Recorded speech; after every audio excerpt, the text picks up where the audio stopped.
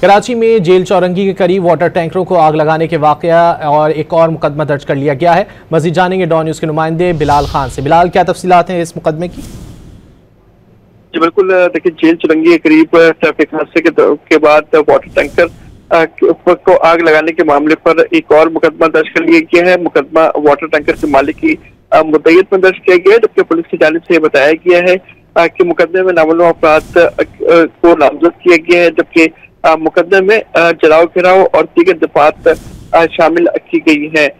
पीर की शब डंपर की टक्कर से मोटरसाइकिल सवार जामक हुआ था। हादसे के बाद मुश्तल अफराद ने जेल चौरंगी से गुजरने वाले वाटर टैंकरों को आग लगाई थी, जबकि 5 वाटर टैंकरों को जलाया गया था। पुलिस हुकाम की जानिब से कहा गया है कि वाकई की तहकीकात कर रहे हैं और जो मुलव्वस मुलजिमान है उनके खिलाफ कार्रवाई की जाएगी। बहुत शुक्रिया मोहम्मद बिलाल इन तफसीलात के लिए।